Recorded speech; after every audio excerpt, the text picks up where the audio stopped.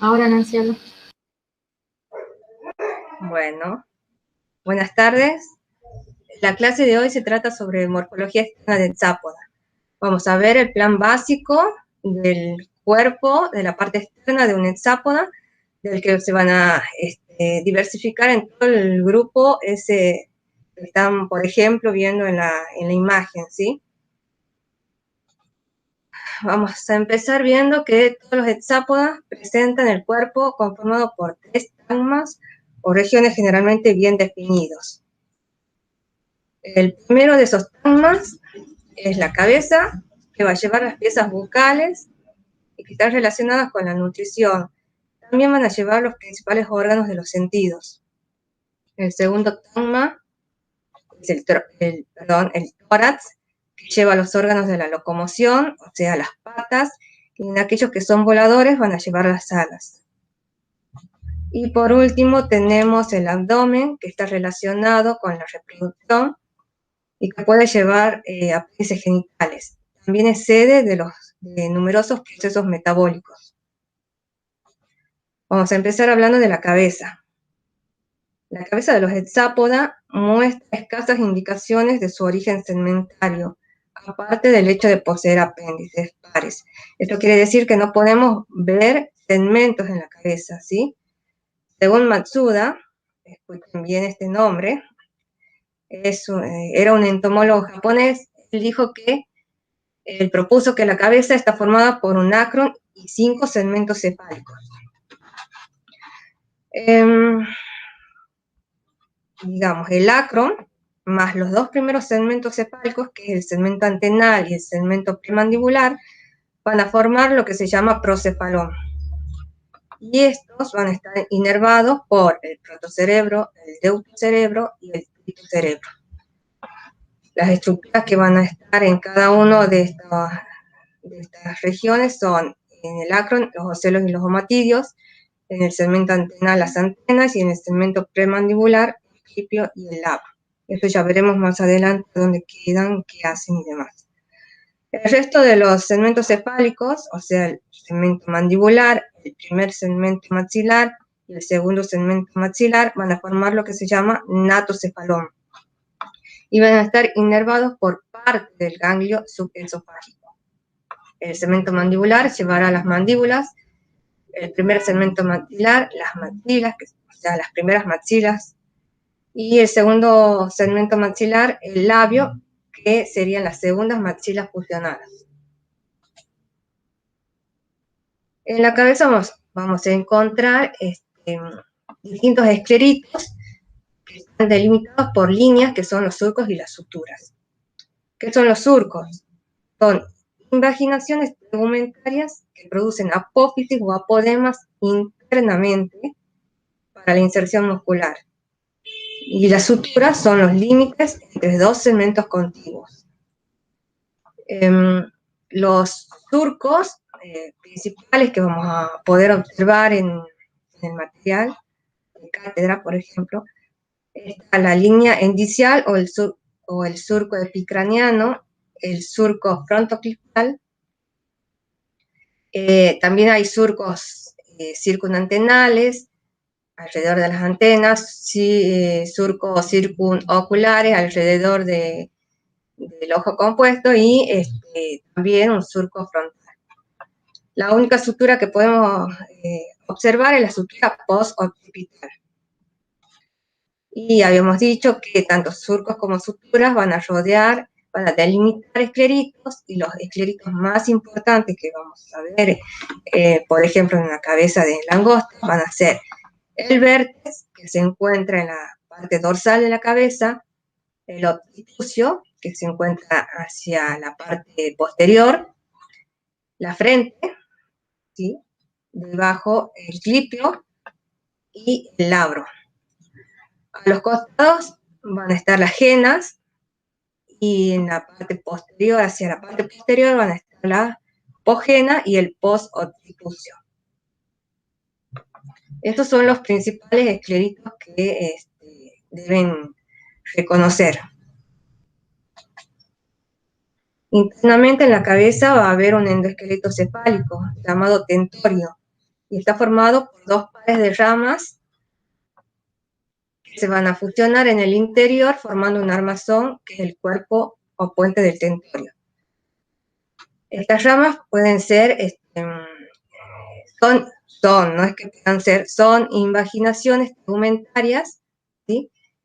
Va a haber dos en la parte delantera, y son llamados brazos tentoriales anteriores, dos en la parte posterior de la cabeza, que aquí no se las nota bien, que son los brazos tentoriales posteriores, y a menudo en las ramas tentoriales anteriores puede haber unos apodemas que se dirigen hacia la parte dorsal, como ven aquí, que son las ramas tentoriales dorsales.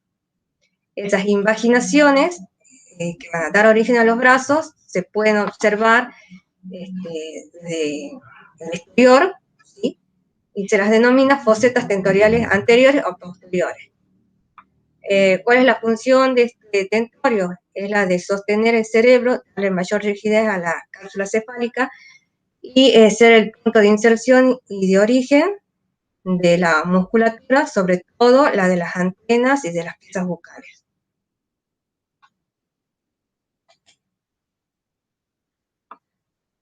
También en la cabeza vamos a ver que vamos a tener distintos tipos de acuerdo a la posición que tenga esta con respecto al eje del cuerpo.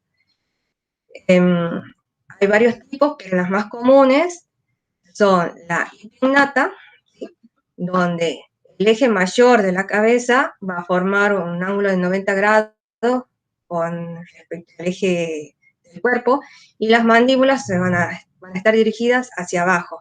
Y es común en los insectos pitófagos como las langostas. El otro tipo de cabeza es la prognata, donde el ángulo que se forma es mayor a 90 grados y las piezas bucales se van a dirigir hacia la parte anterior. Y se da generalmente en insectos depredadores. Por último vamos a tener el tipo opistonata, donde el ángulo es menor a 90 grados, las piezas bucales se dirigen hacia la parte posterior del cuerpo y se lo puede encontrar en aquellos que son detritívoros, como las cucarachas, y también en pimpes.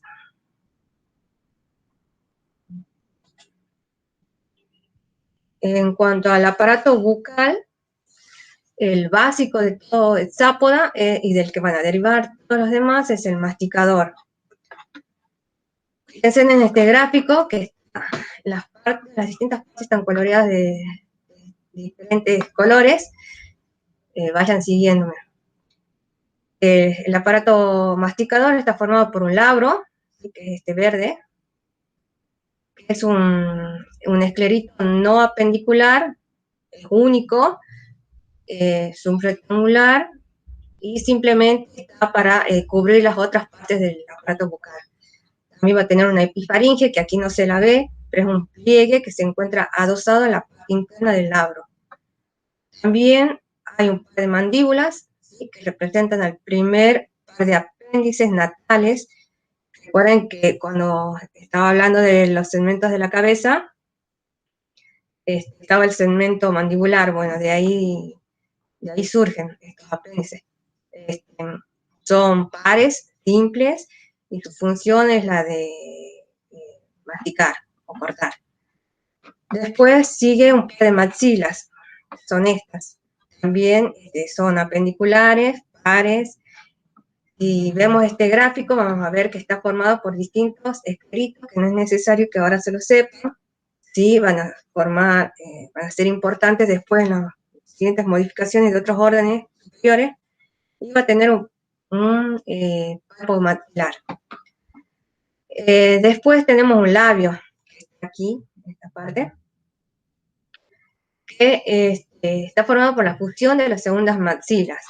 También, como ven en esta imagen, está formado por distintos escleritos y también poseen palpos labiales. Por último tenemos la hipofaringe, que sería esta, que está aquí. Es una estructura esponjosa que se ubica inserto en la parte posterior, en el postmentón, y cuya función es gustativa. Esta hipofaringe va a dividir esa región en dos en dos cámaras. Una dorsal, que es el cibario, que va a tener función alimenticia, y una inferior, que es el salivario, donde van a desembocar las glándulas salivales. Ya habíamos dicho que el aparato bucal masticador es la base del que van a surgir el resto de los aparatos bucales. Por ejemplo, aquí ustedes observan, guiándose por los colores, cómo un aparato bucal masticador típico va a modificarse en otros grupos, por ejemplo, en una abeja, en estas estructuras, o en una mariposa, en esta, ven que solamente queda aquí el color amarillo, porque varios de estos se perdieron, o por ejemplo, este es un mosquito, cómo se van modificando. No les voy a explicar nada de esto porque todo lo verán a medida que vayan estudiando los distintos órdenes en las clases que vienen. Aquí vamos a ver algunos tipos de aparatos bucales, algunos ejemplos, ¿sí? Por ejemplo, tenemos el cortador chupador, se da en un cábano, el chupador en una mosca doméstica, el masticador lamedor en una abeja, el picador chupador en una chinche o en un mosquito, por ejemplo. Y por último, el tubo de sifón o espiritrompa, que lo vemos en las mariposas. Ahora seguimos con los ojos. Los hexápodas presentan en su mayoría dos tipos de ojos, los compuestos y los simples u ocelos. Los compuestos siempre están de a pares y se encuentran a ambos lados de la cabeza. Y están formados por estas unidades visuales que se llaman omatidios. Que esto ya lo vieron en una clase teórica, así que no les voy a volver a explicar. Ahora, de acuerdo a la proximidad que hay entre ellos, entre estos ojos compuestos, vamos a tener dos tipos, los dicópticos, donde hay cierta distancia entre uno y otro, si hay un espacio en el medio, y los holópticos, donde están bastante juntos esos ojos, ¿sí? No hay ningún espacio ahí entre ellos. Y después tenemos los ocelos, que pueden estar o no presentes, y cuando están presentes, pueden ser dos o tres, y se van a encontrar entre los ojos compuestos, ubicados entre los ojos compuestos. Por ejemplo, aquí en la imagen, ¿sí? Esto es a modo ilustrativo. Siguiendo con lo que encontramos en la cabeza vamos a tener las antenas. Las antenas son pares, son apéndices, ¿sí? Todos los hexápodos lo tienen, menos en un grupo, que son los protura, que es son hexápodas primitivas, que lo verán después. Las antenas están formadas por tres partes. Un escapo, ¿sí? Un pedicelo, que es este, y por último un flagelo. Tanto el escapo como el pedicelo están formados por una sola pieza, mientras que el flagelo puede tener numerosas cantidades o sea, antenitos o flagelómeros, como se le llama a cada una de esas piecitas. Generalmente en muchos insectos, en el pedicelo se encuentra el órgano de Johnston, que es una acumulación de células sensoriales, que también lo vieron en la clase de teoría. ¿Cuál es la función de las antenas?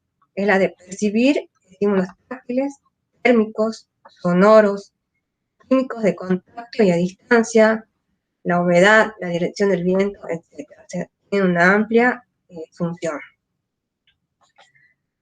Vamos a tener, de acuerdo a la musculatura que tengan estas antenas, dos tipos. Las antenas segmentadas, donde la musculatura es intrínseca, esto quiere decir que en cada uno de los segmentos de esa antena hay músculos, y el crecimiento de las antenas va a ser en la parte distal, o sea, en los flagelómeros del extremo. Cuando hablo de flagelómero, estoy hablando de los antenitos del flagelo, ¿sí? Les menciono esa palabra porque quizá les sirva en la guía. Este tipo de antenas es propia de los hexápodas primitivos. El otro tipo de antenas son las antenas anilladas, donde la musculatura es extrínseca, o sea, solamente va a estar restringida al escapo. Y el crecimiento de las antenas se da a nivel del anillo proximal, o sea, el primer flagilómero. Y se encuentra en el resto de los hexápodos. Aquí vamos a ver un montón de tipos de antenas, que no les voy a explicar cómo son ni nada, pero les menciono. Las filiformes, por ejemplo, la cucaracha, fusiforme, moniliforme, capitada, clavada, geniculada, aserrada, pectinada, bipectinada, plumosa, cetácea, aristada, flavelada y lamelada. Todo esto lo van a ver más adelante en el reconocimiento. Bueno, en realidad no todos, sino el material que conseguimos para mostrarles. Y ahí más o menos se les dirá por qué tienen esa forma. Pasando al segundo tema de los hexápodas, que es el tórax, vamos a decir que este se va a separar de la cabeza por medio de un cuello, que es de origen mixto, tanto cefálico como torácico, y que le va a permitir la movilidad. El tórax es el trauma más resistente por la cantidad de quitina que tiene su exoesqueleto y por la musculatura interna que se encarga de la locomoción. ¿Cómo está formado ese tórax? Por 3 segmentos. Un protórax anterior, un mesotórax medio y un metatórax posterior. Estos 3 segmentos van a poseer un par de patas cada uno. Además podemos encontrar en el segundo y tercer segmento un par de opérculos laterales, y a veces uno de estos puede estar ubicado en el primer segmento. En un insecto alado, el mesotórax y el metatórax van a formar lo que se denomina pterotórax, donde van a estar insertos justamente las alas. Cada segmento torácico va a presentar varias placas cuyos nombres van a depender de la zona en la que se ubican. Aquí, por ejemplo, tenemos un dibujo, una sección transversal de un segmento torácico, donde vemos que la placa dorsal se va a denominar noto o tergo, las placas laterales, que son estas verdes, pleura, y la placa ventral, que es el esterno. Ya como habíamos hablado que en la cabeza había escleritos, aquí en el tórax también hay escleritos.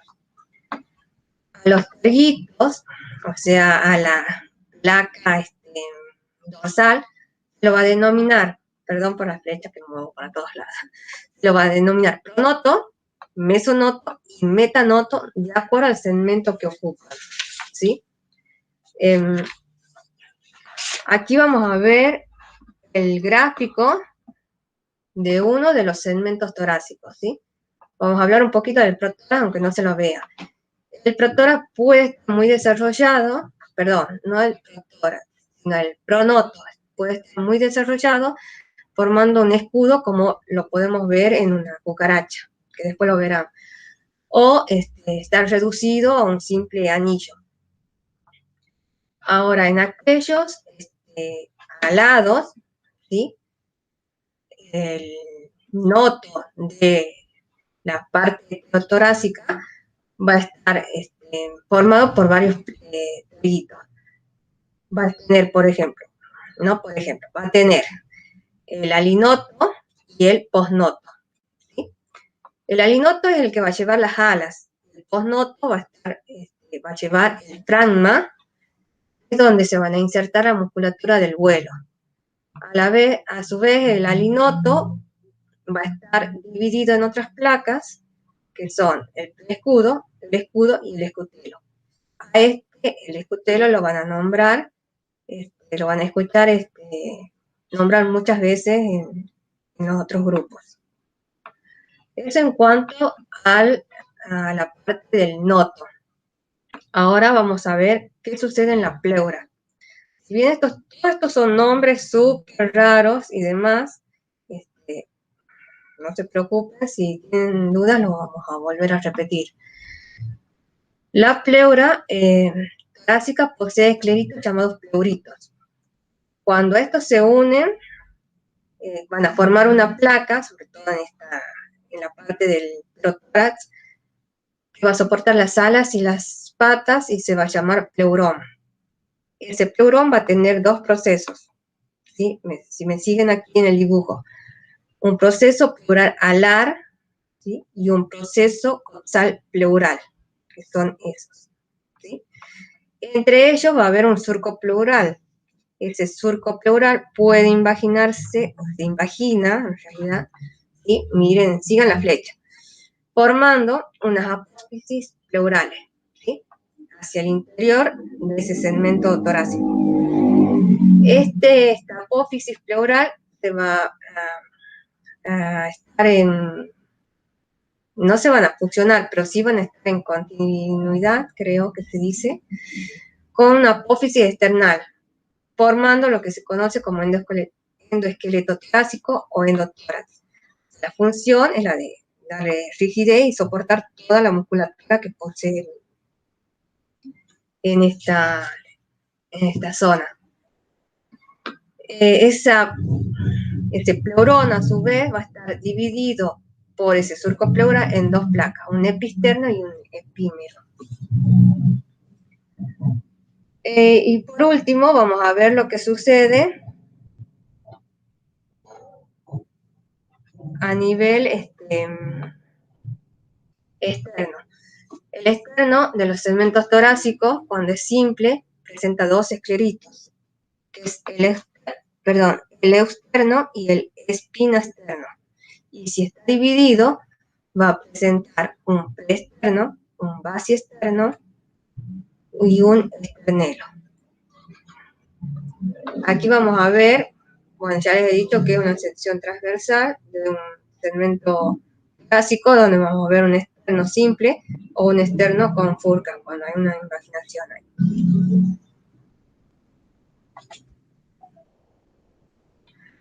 Pasamos a las patas. Las patas son los apéndices que se encuentran en el segundo tegma de los hexápodas. Son unirramosas y están formadas por un protopodio proximal y un telopodio distal. El protopodio va a estar formado por la coxa y el trocánter, ¿sí? En ese orden, siempre fíjense en el orden que les voy nombrando. Coxa, trocánter. Y el telopodio formado por el fémur, la tibia y el tarso. El tarso puede tener un número variable de tarsitos, de 1 a 5, y es importante para la fórmula tarsal que se utiliza en las claves para la identificación taxonómica. Además, poseen un pretarso. El pretarso, que sería esta parte, está compuesto por un par de uñas y un lóbulo medio, que es el aróleo. Pero como ya les había dicho que este es el plan básico de los hexápodos, ¿sí? Y esto puede estar modificado, sobre todo esta parte, en otros grupos. Pero por ahora se aprenden esta parte. Bueno, aquí ven otro.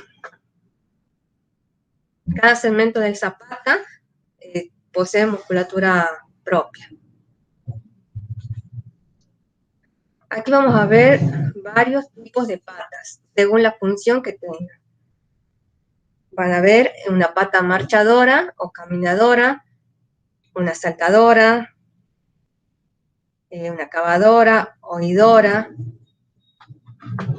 una colectora, una raptora, nadadora, corredora y tejedora. Por ejemplo, ¿sí? Porque si ven algunas bibliografías van a encontrar o con otros nombres o más tipos. Vamos con otra estructura que encontramos en el tórax, que son las alas.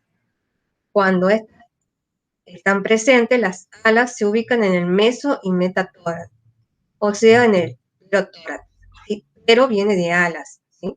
Entonces, la parte del tórax que lleva las alas. Fíjense bien aquí, las alas no son apéndices, ¿sí? No confundan eso, los únicos apéndices torácicos que hay son las patas. Las alas son cuando el insecto que posee alas es inmaduro y está en pleno desarrollo. Las alas son unas serían unas expansiones de la pared del cuerpo, ¿sí? Como bolsas, que se fusionan a medias y en medio de ellas hay unos canales unos vasos, que lleva los vasos sanguíneos, puede llevar tráqueas o algunos nervios. Cuando ya el insecto es maduro, estos se esclerosan y dándole rigidez a esas membranas alares. La articulación de estas alas va a ser a nivel de, va a ser perdón, la articulación es con la pared del cuerpo a través de pequeños escleritos, ¿sí? Hay venas longitudinales, como esta, que recorren el largo del ala, y venas transversales, que van a delimitar celdas, ¿sí? Por ejemplo, a esta o esta, ¿sí? La tendencia que tienen los hexápodos es a la reducción en el número de celdas, en los que tienen alas, ¿no? Hexápoda, pero bueno, dentro de ellos, los que tienen alas. Por ejemplo, aquí ven una libélula, que es uno de los que se encuentran más basales en la clasificación de los hexápodas, y aquí comparan una que quizás sea de una abeja, ¿sí? Que hay menos cantidad de celdas. ¿Cuál es la importancia de haber obtenido las alas? Es que ha dado a los insectos la posibilidad de la dispersión, la exploración, la explotación de ambientes diferentes.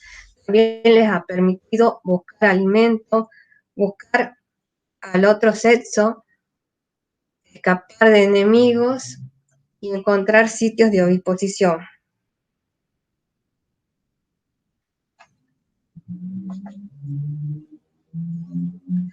Vamos a ver los tipos de alas. Según el desarrollo alar que tengan estas alas, un insecto puede ser macróptero, donde las alas son más largas que el abdomen. El abdomen debe llegar hasta por ahí o quizás ahí, pero las alas son mucho más grandes. Braquíptero, donde las alas son reducidas, por ejemplo aquí, llega hasta ahí las alas. O áptera, donde no tienen alas. Pero esta condición es una condición secundaria. No quiere decir que venga de antes. Después, según la textura de las alas, estas pueden ser membranosas, ¿sí? Es simplemente la membrana. Aquí está un ala de mariposa, supuestamente, pero a veces no se pueden observar las celdas porque está cubierta de escamas. Seminas, que son levemente esclerosadas, y élitros, donde están esclerosadas en forma uniforme, pero siempre hablando aquí del primer par de alas. Y después tenemos, por último, los que son hemiélitros, donde la mitad basal, si se fijan, este es el primer par de alas, en la mitad basal está esclerosada, mientras que la mitad distal es membranosa, ¿sí? En este caso, en este, y creo que en este, siempre se habla sobre todo del primer par de alas, porque el segundo es membranoso. Vamos con el último tagma en hexápoda, que es el abdomen. El abdomen va a diferir de la cabeza y del tronco por la simplicidad de la estructura y generalmente por carecer de apéndices segmentados, ¿sí? Primitivamente, el abdomen está formado por 11 segmentos más un telson terminal. Solamente en algunos hexápoda primitiva, en los adultos, va a conservar esa cantidad de segmentos más el telson, o en otro grupo también primitivo va a tener solamente 6 segmentos. En el resto de los insectos, los primeros segmentos y los últimos pueden reducirse o los últimos estar fusionados. Entonces no podemos ver exactamente 11 segmentos, siempre va a haber alguna modificación en ellos, en algunos de ellos. El abdomen va a tener las principales vísceras, que son el vaso dorsal, gran parte del sistema digestivo, los órganos reproductores, los túbulos de Malpighi y Además, en el abdomen ocurre la mecánica respiratoria, los movimientos para la respiración, y, porque están también ubicados la mayoría de los espiráculos. Hemos dicho que en el tórax podía haber espiráculos, había espiráculos, aquí también, ¿sí? Centralmente se van a encontrar las aberturas genitales que están asociadas a los órganos de copulación y oviposición. Ahora bien, aberturas, pongan aquí. Dependiendo de esas aberturas, dependiendo de las aberturas genitales, nosotros vamos a tener 3 regiones en el abdomen. Ellas son la región genital, o sea, son todos los segmentos que están anteriores a la abertura genital. La región genital, que es donde están esas aberturas genitales, y la región posgenital, que son los segmentos posteriores a donde se encuentran las aberturas genitales. Ahora vamos a hablar de cada una de estas regiones. En la región pregenital es la que se ubica inmediatamente después del tórax y abarca los segmentos 1 al 7. Estos segmentos usualmente son simples, difieren poco entre ellos, y en la mayoría la unión de esta región con el tórax es amplia, ¿sí? Pero hay algunos grupos donde puede haber reducción de los primeros segmentos, haciendo que haya una unión constricta, ¿sí? Como cinturita de avispa aquí, ¿sí? Como sucede en los Hymenoptera aculeata, que después sabrán a quiénes me refiero, ¿sí? Es como una abeja, una avispa. Esta es la unión constricta, ¿ven? Es finito. Y aquí la unión amplia. En esta región solamente presentan apéndices en casi todos los segmentos, los hexápodos más primitivos, ¿sí? Aquí les pongo fotos nada más de ejemplo, pero lo verán más adelante en las clases. Este es un colémbola, ahí tiene unas estructuras en la región pregenital, estamos hablando. Y aquí un pececillo de plata donde tiene estas estructuras, ¿sí? Son apéndices. En el resto de los hexápodas no presentan, en los adultos, escuchen, en los adultos del resto de los hexápodas no presentan ningún tipo de apéndice. Puede haber estructuras de origen secundario, como las branquias en las náyades de Ephemeroptera. Sí, esta es un inmaduro de una Ephemeroptera, donde se puede observar que hay branquias en esa región pregenital, y también en larvas de Megaloptera. También puede haber propatas en larvas de Lepidoptera o Hymenoptera. ¿Ven? Estas que están aquí.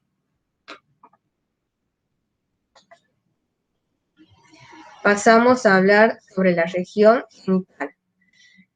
El número de los segmentos que forman la región genital, si bien parecía que era solamente el 8 y el 9, va a depender del sexo que lleve el individuo, que tenga el individuo. En las hembras, esta región va a abarcar los segmentos 8 y 9, mientras que en el macho solamente el 9. La abertura genital en el macho va a estar en el segmento 9, mientras que la hembra va a estar entre el segmento 8 y el 9.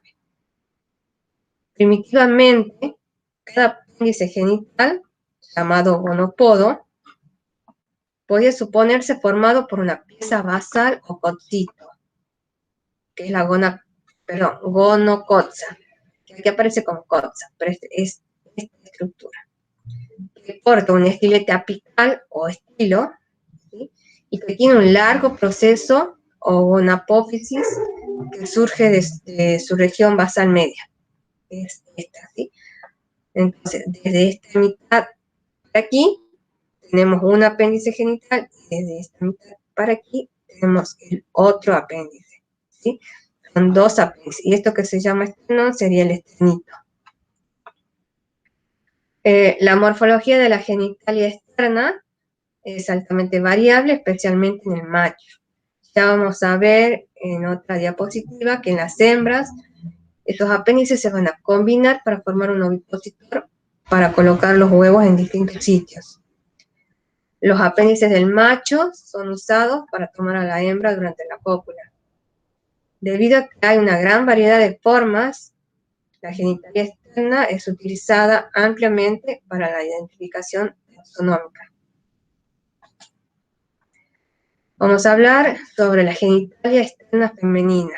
¿Sí? Aquí presten atención que pueden complicarse y con los gráficos también. Veamos de a poco.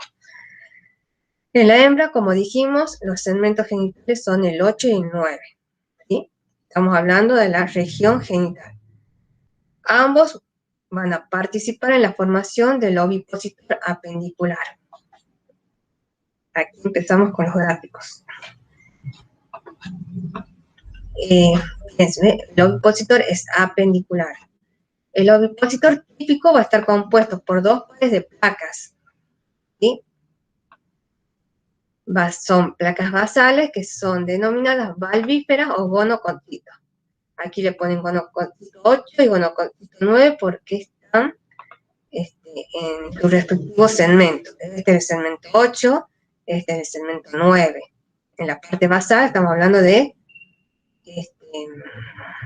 esternitos. Y además de tener esas dos placas basales, va a estar formada por tres pares de estructuras elongadas, que son estas, que son las válvulas o valvas. El primer par de valvíferas, que es la del segmento 8, que es este, va a originar el primer par de válvulas. Ay, se me fue la flecha ahí. Que es este, ¿sí? Que es bien ventral. El segundo par de valvíferas, que es el que se encuentra en el segmento 9, va a originar las dos restantes válvulas, que son la segunda valva o válvula ventral y la tercera valva o válvula. ¿Sí? Entre la primera valva y la segunda valva se va a encontrar el canal de salida de los huevos. Aquí en este gráfico van a tener una vista dorsal, que es más o menos lo mismo. Tienen las primeras valvíferas del segmento 8, que van a originar las primeras valvas, que aquí van por dentro, y en el segmento 9 van a tener las segundas valvíferas, que van a originar la segunda valva y la tercera valva. Esto es, digamos, un ovipositor típico que podemos encontrar en las langostas verdes, ¿sí? Muchas veces vemos que tienen como un sable en la parte posterior del abdomen. Bueno, ese es el ovipositor. En las hembras estamos hablando, por las dudas. El otro tipo de langostas, ¿sí? Langostas acrílides, como por ejemplo las quebracheras y demás, ese ovipositor está modificado, ¿sí? Para poder cavar en el suelo y colocar los huevos. Este tipo de langostas pone los huevos en el suelo. En este caso, en las langostas verdes, simplemente lo puede poner ovipone en material blando. Aquí en este caso, en las langostas acrílides, vamos a tener las primeras valvas ventral, la tercera dorsal, y la segunda valva que va a estar media, va a ser medial y cortita, ¿sí? Pero no todos tienen un ovipositor. En algunos grupos, la hembra no presenta un verdadero ovipositor apendicular. Poseen lo que se llama oviscapto, ¿sí? Es, digamos, cuando los segmentos posteriores del abdomen se fusionan en un tubo que se telescopa, es reversible, y por donde van a poner los huevos. Ven aquí, en este extremo, está el oviporo, y aquí está la abertura copulatoria. Esto se puede observar en mariposas o moscas de la fruta, por ejemplo. Otra modificación que puede tener el ovipositor es lo que se llama aguijón, que se encuentra en himenópteras superiores, como las avispas y las abejas. El ovipositor deja de tener su función original para pasar a ser un arma defensiva, una función defensiva, y está asociado a un saco de veneno. Aquí en esta imagen vamos a ver cómo se modifica ese ovipositor en distintos grupos. Aquí, por ejemplo, en estas abejas, en un aguijón, como ven aquí, en este grupo, que es de un parasitoide, el ovipositor se alarga muchísimo, ¿sí? Con el fin de encontrar algunos hospederos para sus huevos. En este caso, en un tronco, ¿sí? Por eso necesita que sea tan largo. En este caso, el de la langosta verde, que ya se les habló, ¿ven? Aquí está poniendo los huevos en un material vegetal. Y por último, en estas langostas acrídeas, que cavan, que ponen los huevos en el suelo. Y por último, para que tengan una idea de lo que es un oviscapto, que no es ovipositor, sino que es un son los últimos segmentos del abdomen, ¿ven? Aquí ven aquí cómo curva el abdomen para poner los huevos. Esta es una mosca de la fruta. Ahora pasamos a hablar sobre la genitalia externa masculina.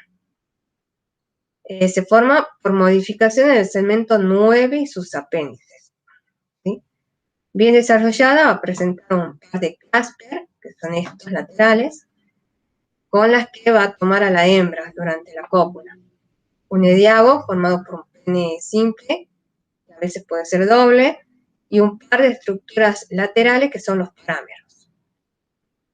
La genitalia externa masculina es de gran importancia para la identificación de especies, ¿sí? En las claves siempre se utiliza muchas veces la genitalia masculina. Y aquí, para que vean algo que tienen las langostas acrídeas, por ejemplo, es una placa subgenital, el macho, que es esta. Para ir terminando, vamos a hablar sobre la región postgenital. Hemos dicho que está formada por los segmentos 10 y 11. Los apéndices que se encuentran en esta región son los cercos, ¿sí? Que son del segmento 11 y que pueden tener distintas formas. La función de estos apéndices es la de captar el movimiento del aire y los estímulos táctiles. Podemos tener cercos simples, por ejemplo, una langosta, ven esta estructura como cuernito, ese es un cerco. Tener cercos multisegmentados, como las cucarachas, son un poco largos y con varios segmentos, o estar modificados y bien queratinizados en estos porces, como en la tijereta. Aquí tenemos la parte del segmento, de la región postgenital. Saquen el 9 no va, se formado por el 10 y el 11. Muchas veces puede haber en el segmento 11 placas esclerosadas, una dorsal, que es el epiprocto, y dos laterales, que son los paraproctos. Aquí ven uno, el otro paraprocto está del otro lado. Y se ubican debajo de los cercos, y entre ellos va a estar el ano. Los paraproctos corresponden al externo 11, que está dividido. En algunos grupos, por ejemplo en el pececillo de plata, el epiprocto se alarga tanto como los cercos. Me olvidé de decirle que estos largos, ya se alegraron, ¿no? Estos largos son los cercos, ¿sí? Pueden ser muy largos también. Y en el pececillo de plata, esta estructura que se llama filamento caudal medio representa el epiprocto alargado. Y en este ejemplo, es una Naya de un inmaduro de Caballito del Diablo, tanto el epiprocto como los paraproctos van a formar lo que se denomina placas branquiales traqueales, cuya función es la de la respiración. Y ahora sí, esta es la bibliografía sugerida. Si bien hay un montón de bibliografía, que no es necesario que la vean todo, pero bueno, para hacer un cuento de todo lo que hay en el Hexápodo, les puede servir. Pero tienen esta bibliografía en castellano, el Brusca de Brusca, el Davis, bueno, no sé, el Nieto, el IMSS, el Barnes, ¿sí? El de las Fuentes, bueno, casi todas. Pero pueden encontrar sobre todo muchos gráficos, ¿sí? Pero sigan, por favor, lo que se les da desde la cátedra, los nombres y algunas directivas, para no confundirse. Bueno, eso es todo. Gracias. Cualquier duda que tengan, me las hacen llegar por el chat de YouTube.